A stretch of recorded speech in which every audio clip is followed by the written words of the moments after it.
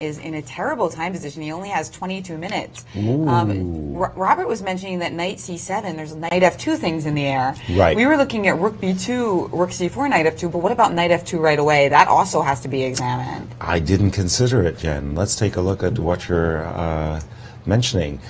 Knight takes f2, attacking the queen. It seems reasonable to ask the question, king takes f2. I assume rook takes b2 check is where you're thinking, and queen h5, just trying to, whoa! Yeah, I got the wrong. Queen h5 and trying to go queen e2 or queen h2, and if you prevent that with like something like h4, bam, queen e2, and we see why those rooks leaving make things very fun here for the party in the second rank for black. Absolutely. And that looks winning, right? I mean, absolutely, no question about it. Knight takes f2 is a wonderful sacrifice. Queen f3, queen h2 check anyway. And I think white is going to have to pull back his horns a bit here. Jeffrey's going to have to sit there and say, whoa, whoa, whoa, whoa, I can't essay that move, knight c7, and he'll have to probably withdraw his knight. But then after knight takes b2, although I questioned the validity of what black's knight on b2 is doing, I'll answer my own question, which is it's winning a pawn, and it can be defended with a move c4, c3. Has Wesley outplayed his world junior champion opponent? And we do have knight c7 on the board. The kid took on c7. So whoa! Jeffrey playing with fire. Maybe about to get and there it goes. Knight takes f2 instantly by Wesley. So knight takes f2. And do you want to go over those variations again after right. king f2, rook b2? Why is that the end for those of us watching? Well, first let's look at king e1 doesn't do much help because we've got to check on a5. In this particular case, you're absolutely right. You're checking on a5, and you're about to deliver a slam bang mate along the second rank, so we can definitely rule out that move. The other two choices, king f1, king g1, as mentioned, it seems that in either case this queen is going to slide across the fifth rank with these terrible threats of crashing through on the second rank. Jeffrey doubtlessly considered the move knight f2, king takes f2. He played it rather quickly and confidently, but what does he have in mind? I'm flummoxed myself. Maurice, white in big trouble. Yeah, the engine's giving triple zeros, of course. No! Position. But look at those players. Did you see that camera angle? The players who are now staring at the board, they're fascinated. Var and Shaba, they're like, hey, what's going on this board? This looks like fun. Yep. Glad to not be playing it myself. Clearly fascinating position for these top players as the war is on. And of course, VAR is looking on with special interest as he is tied for first right now with Wesley. And he's checking it out saying, wait a minute, if Wesley's winning, then he's going to take a lead against me. And then I'd have to beat Fabi. Not what I want to do. And now finally, he's cleared out a little bit, but he's sort of still hanging around this table. He's decided or hoping that it's not over. Well, it's not over, according to the engines. And again, I let the engine stay analyzing all this time I've been speaking, and still triple zeros in this position. Let's go down the line. Rook takes on b2 check. The key move, king to f1. Don't fall for this queen h5 stuff where you're just going to get killed if you go to other squares. Now, believe it or not, the engines are giving triple zeros in all the lines, including the move it considers the best, c3. Push the pawn. You have this threat of c2 and rook b1 coming shortly. Well, c2, c1, of course. But it's all about deflection. By the way, queen c6 will trap this knight. That's another thing just to remember in the position, because that might crop up in variations. So c3. Now, let's go back, because, of course, all of us want to play queen h5. Right. Probably Wesley as well. And now you've got to play like a genius. Queen g4, according to the engines. Queen h2. And how can this not be made? I mean, it just looks so bad. But now queen to f3.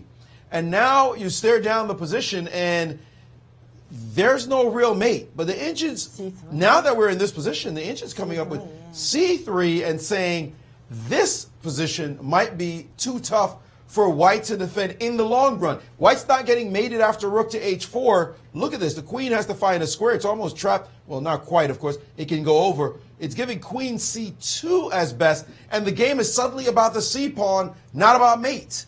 So very interesting play. I think this is the route that Wesley's going to go down. It's too natural. King f1 has been played. So although the engines give c3 right now as the optimal move, when you see this line, you think, this is the way the human will play it. Queen h5 looks like such a natural attacking move. And the kid's going to have to find all kinds of accurate defensive moves. And I'm not sure he's still coming out of it alive. It looks like he might still be in trouble as the more we analyze this position, getting closer and closer to the actual threats that black will have. It looks as though white might be busted. Maurice, you and I both know there's no way in heck we would have analyzed this any further than knight f2, king f2, rook b2, king f1 or g1, queen h5. We would have stopped. We would have stopped. That's a money attack. Exactly. We would say, you're busted. And are you sure Jeffrey saw it? With the speed knight that king f1? Well, yeah. Well, I'm still kind of I'm kind of shocked actually. Look at Danny. Everybody who passes this board has to stop. Has to stop. Knight takes c7 is just got trouble written all over it. There's no way I would have played knight f4 and said, okay, do your worst. But he did think 12 minutes on knight takes c7, so he probably was analyzing the ramifications of knight f2. This attack just looks overwhelming. But with only 22 minutes left on his clock also, I mean, that's the other problem. Wesley's got 3 times as much time as Jeffrey. As well as the initiative. This is not a position that the world junior champion wanted to find himself in. By the way, the engines that said don't take on f2, play knight a6. In that position. Seems weird, I know. If you pull up your board, in this moment after knight c7, knight f2, queen is hanging, knight a6 was hitting black's queen in that position is considered maybe your best route out of it. Certainly a significant line as well. Not necessarily knight takes e4, knight takes c5, knight takes c5, and rook takes on c4. Sacrificing a piece for some very dangerous looking pawns, I must admit. Looking though, right? I mean, knight b3 looks problematic, but I guess.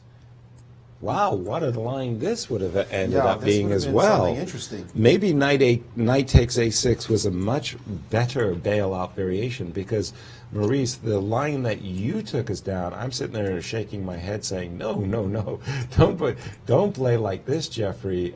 You're in trouble. Your king is just too vulnerable. Sorry. King f1. King f1 is a key move. And then he was doing queen g4 and queen f3. I just hate these computers. Sorry, guys. But 0-0-0 in a position like this, and only later coming up with the idea that, well, in fact, black is for choice after queen c2. The thing is that the computer saw perpetual check. Right. Queen d2. There's rook d1 here, and queen now c2. Queen c2 is the key move. Exactly. Not queen d2. Okay. Oh, but yeah, but the problem with queen d2 is that rook d1 seems to gain a tempo. You don't have c2 there, do you? No, because he can take and then play rook back to c1. Just for our viewership, yeah. If you do play c2, so we just traded queens, but you lost your big, you lost your big pawn at the end of that. So exactly. So that was why queen c2, which is a little bit counterintuitive if you're looking at it from far away, because you don't want to put your queen in front of your pawn. Right. Of course, you don't want to step. But having said this, just a second. I mean, again, white's king. Definitely in trouble. There are ideas. Pardon me. I wanted to bring up. There's ideas like rook b8 and rook b1 check. What the heck is your rook doing on h4? What the heck is your knight doing on c7? Black's got all the threats, including rook b1 check, trading rooks, so you can play c3, c2. I don't like Jeffrey's position. I don't care what the computer says. So 11 minutes, do you think, 11 minutes on this move, do you think he really analyzed all of this, or he just kind of had a blind spot for knight f2 and rook b2 check? Back in this moment, find the key move of this whole thing is e5. This rook is not allowed to stay in the game, and this is what's going to cost the youngster the game after e5. Now if the rook decides to go all the way back home, Now e4 comes back again. Remember that e4 move, disrupting the queen, is the core point. The queen now cannot hang its mate. The queen just can't do anything because of the mate threats. So the queen is frozen. By playing e5, you disrupt this rook to go to c4. Now that the rook is out of the way, now it's time to bring this. There's no more mate. There's no rook d1. There's no rook c3 because of e4. e5 is the money move that will make this a beautiful, beautiful attacking game. And we'll see whether or not Wesley finds it on the next move. I have no doubt he's going to play e5. Rook to h4, queen d2, rook d1. Looks like you gain a tempo, disrupt the attack.